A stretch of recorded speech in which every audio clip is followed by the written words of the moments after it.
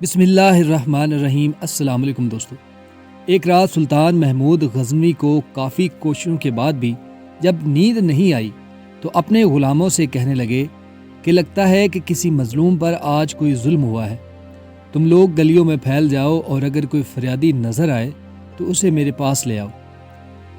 تھوڑی دیر بعد وہ سب واپس آ کر کہنے لگے، سلطان ہمیں کوئی بھی فریادی نہیں ملا، آپ آرام سے سو جائیں۔ سلطان کو جب پھر بھی نیند نہیں آئی تو وہ کپڑے بدل کر خود محل سے باہر نکلا۔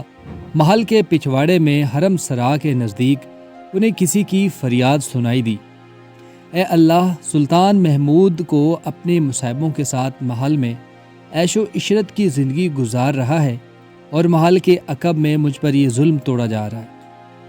سلطان نے کہا، کیا بات کر رہے ہو؟ میں محمود ہوں اور تمہاری فریاد رسی کے لیے آیا ہوں، مجھے بتاؤ کہ کیا ظلم ہوا ہے تمہارے ساتھ۔ اس نے کہا، آپ کے خاص میں سے ایک شخص جس کا نام میں نہیں جانتا ہر رات میرے گھر آتا ہے اور میری بیوی پر ظلم و تشدد کرتا ہے۔ سلطان نے کہا، اس وقت وہ کہاں ہے؟ وہ کہتا ہے شاید اب چلا گیا ہو، دوبارہ جب وہ آئے تو فوراً آ کر مجھے اطلاع کرو۔ پھر سلطان نے محل کے دربان کو وہ شخص دکھایا اور کہا کہ جب بھی یہ درباری آئے اسے سیدھا میرے پاس پہنچا دینا، اگر میں نماز کی حالت میں بھی ہوں تو پرواہ مت کرنا۔ اگلی رات وہ شخص سلطان کے پاس آیا اور بتایا کہ وہ شخص اس وقت اس کے گھر میں ہے۔ سلطان اسی وقت تلوار ہاتھ میں لیے اس شخص کے ساتھ چل پڑا۔ جب اس کے گھر کے قریب پہنچا تو اس سے کہا کہ گھر کے سارے چراغ بجھا دو۔ پھر اندھیرے میں اس گھر میں گھس کر اس شخص کا سر تن سے جدا کر دیا۔ پھر سلطان نے حکم دیا کہ چراغ روشن کر دو۔ اس شخص کا چہرہ دیکھا اور سجدے میں گر پڑے۔ پھر گھر کے مالک سے کہا، اگر کچھ کھانے کو ہو تو لے آؤ، مجھے بہت سخت بھوک لگی ہے۔ آپ جیسا سلطان مجھ غریب کے گھر کا کھانا کھائے گا؟ جو کچھ بھی ہے لے آؤ۔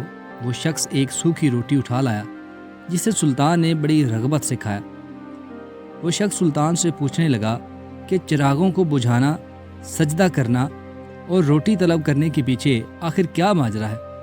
سلطان نے کہا، میں نے جب تمہاری داستان سنی تو سوچا کہ میری سلطنت میں ایسا ظلم کرنے کی ہمت صرف میرے کسی بیٹے کو ہو سکتی ہے۔ اندھیرا کرنے کو اس لیے کہا تھا کہ میری محبت میرے فیصلے پہ غالب نہ آ جائے۔ چراغ جلنے پر جب میں نے دیکھا کہ وہ میرا بیٹا نہیں تو میں سجدہ شکر بجا لایا اور کھانا اس لیے مانگا کہ جب سے مجھے تمہاری مصیبت کا علم ہوا ہے میں نے اللہ کے سامنے قسم کھائی ہے کہ جب تک تمہیں انصاف نہیں مل جاتا میرے اوپر روٹی حرام ہے۔ اس وقت سے اب تک میں نے کچھ نہ کھایا اور نہ پانی پیا۔